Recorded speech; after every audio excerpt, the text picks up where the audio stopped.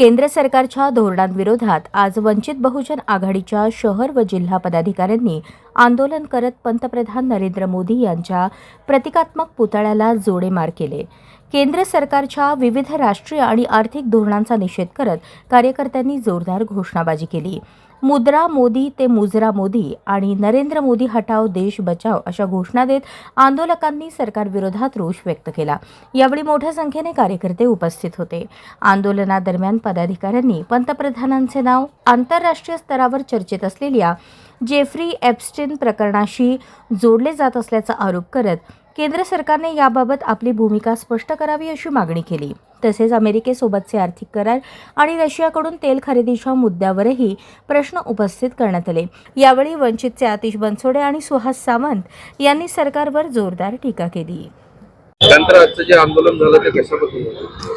महत्त्वाची गोष्ट आहे की आज भारतामध्ये जे इंधनाचं संकट आलेलं आहे आणि त्या इंधनाच्या संकटाला आज भारत देशातील शेतकरी, मजूर, कष्टकरी, कामगार हा या त्रासाला वैतागलेला आहे।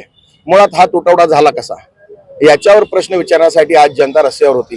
परंतु याचे मूळ कारण शोधणं आणि या मूळ कारणाला जनतेसमोर आणणं हे काम वंचित बहुजन आघाडीचे राष्ट्रीय नेते श्रद्धेय बाळासाहेब आंबेडकर करत आहेत। आज महत्त्वाची गोष्ट तुम्ही लक्षात घेतली पाहिजे। एकीकडे इराण इराक युद्धाचं सावट आणि दुसरीकडे तात्या ट्रम्पच्या या इशाऱ्यावर चालणारे पंतप्रधान मोदी यांना आपण जाब विचारत नाही। यांचे सहकारी जे पेट्रोलियम मंत्री आहेत आणि इतर जे त्यांच्यासोबत त्यांचे उद्योजक मित्र आहेत त्यांचं नाव हे आज एप्स्टीन फाईल्स मध्ये आलेलं आहे। सांगण्याची गोष्ट अशी आहे की पंतप्रधान मोदी हे ट्रम्प यांच्या इशाऱ्यावर नाचतायत का? आज कशामुळे इंधन 1 महिन्याच्या इंधनासाठी मोदींना ट्रम्प यांच्याकडून परवानगी घ्यावी लागते आणि एकीकडे ट्रम्प असे सांगतात की 1 महिन्याची इंधन खरेदीची तुम्हाला मुभा रशियाकडून घेण्यासाठी आम्ही देत आहोत। अरे हा भारत स्वतंत्र आहे। या स्वतंत्र भारतामध्ये आजपर्यंत आपण बघितलं तर हा भारत कुठल्याही दबावाला जुमानत नव्हता। परंतु जुने जी RSS ची पिलावळ आहे, ज्यांना देशभक्ती माहित नाही, ज्यांनी इंग्रजाची लाचारी केली, त्याच संघटनेशी निगडीत असलेले RSS प्रणित भाजप सरकार आज भारतामध्ये आहे आणि पुन्हा ते इंग्रजांची गुलामी करते का असा सवाल या ठिकाणी आम्ही वंचित बहुजन आघाडीच्या माध्यमातून आपल्या समोर मांडत आहोत। आता महत्वाची गोष्ट अशी की आज हे आंदोलन सोलापूर शहर आणि जिल्ह्याला का घेण्याचं भाग पडलं, कारण येत्या 23 तारखेला नागपूरमध्ये जो RSS च्या विरोधामध्ये श्रद्धेय बाळासाहेब आंबेडकर असतील, हर्षवर्धन सपकाळ असतील आणि communist party of India CPI चे कार्यकर्ते असतील यांच्या संयुक्त विद्यमाने RSS च्या कार्यालयावर जवाब दो हा मोर्चा निघणार आहे।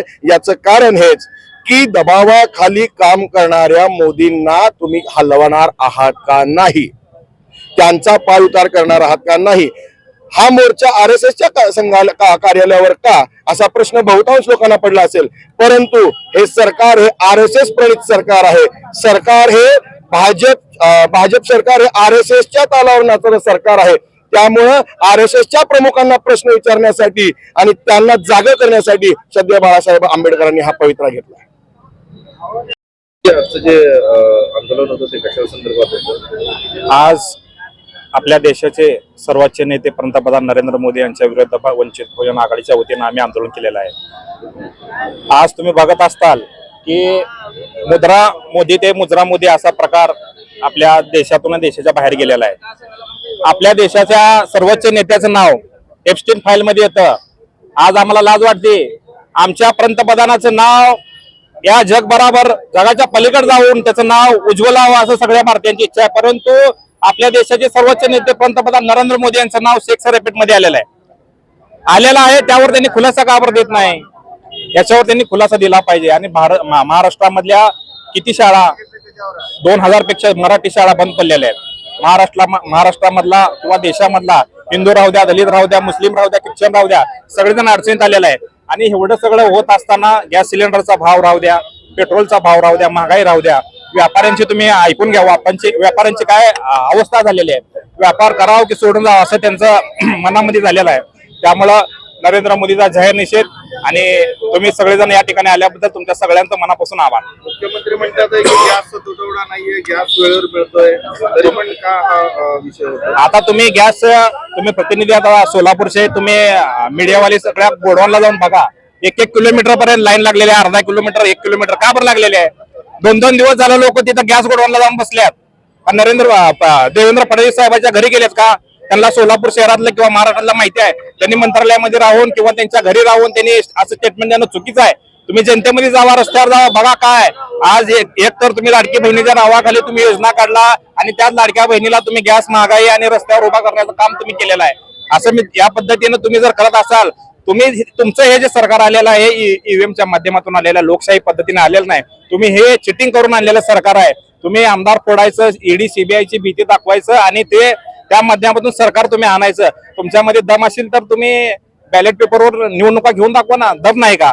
अहो आमचं भारत देशामध्ये विरोधी पक्षाचं सगळ्यांची झिरो येऊ द्या, बॅलेट पेपरवर मतदान घ्या ना तुम्ही. तुमच्या दम नाही ना, कारण बॅलेट पेपरवर मतदान घेतल्यानंतर भारतीय जनता पार्टी या भारत देशातून सत्तेतून हद्दपार झाल्याशिवाय राहणार नाही. ईव्हीएमच्या माध्यमातून सेटिंग करून त्यांनी हे सरकार आणलेलं आहे. अशा या ईव्हीएम मध्ये आणि लोकशाही विरोधी सरकारचा मी त्यांचा जाहीर निषेध करतो आणि वंचित बहुजन आघाडी भारतीय जनता पार्टीला या महाराष्ट्रातून हद्दपार केल्याशिवाय गप्प बसणार नाही. आणि काल संजय शिरसाटांनी सांगितलं की अट्रॉसिटी कायदा आता चौकशी करूनच आरोपीला अटक केली पाहिजे.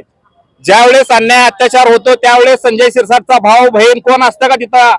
त्यांनी चौकशी करायला जायला किंवा मुख्यमंत्र्याच्या घरचे असतात का तिथं? का सरकारचा माणूस असतो? अहो एखाद्या शहरामध्ये जायचं म्हणलं तर 2-2, 3-3 तास लागतं, गाड्याची व्यवस्था नाही आणि तिथं तुम्ही चौकशी करा. त्यावेळेस तुम्ही इमर्जन्सी जाऊ शकणार नाही का? हा अट्रॉसिटी म्हणजे अचानक घडवून आणलेला जो सुनियोजित त्यांचा कट असतो आणि घडल्याच्या असे त्यांच्या सुनियोजित कटामध्ये त्या ठिकाणी वाहन नसतं, तिथले त्यांचे सरकारचे माणसं नसतात आणि यांनी चौकशी करून म्हणजे एक प्रकारे यांनी भारतीय संविधान संपवण्याचा प्रयत्न केलेला आहे. अशा या संविधान विरोधी सरकारचा जाहीर निषेध करतो. जय भीम, जय भारत.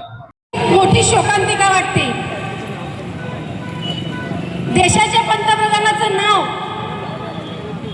एपीसी फाईल सारख्या घाणेरड्या कुकर्माच्या फाईल मध्ये येत असेल तर ही खूप लाजिरवाणी गोष्ट आहे. एवढ्या मोठ्या लोकशाही असणाऱ्या देशासाठी ही लाजिरवाणी गोष्ट आहे. देशात इतक्या संकटात आहे, गॅसची, तेलाची, सगळ्याची कटोती होत आहे आणि हा लपून बसलेल्या मोदीला बाहेर काढा. लपून बसलेल्या मोदीने खुर्ची खाली करावी. या पदावर राहण्याची लायकी नसलेल्या मोदी सरकारने खुर्ची खाली करावी.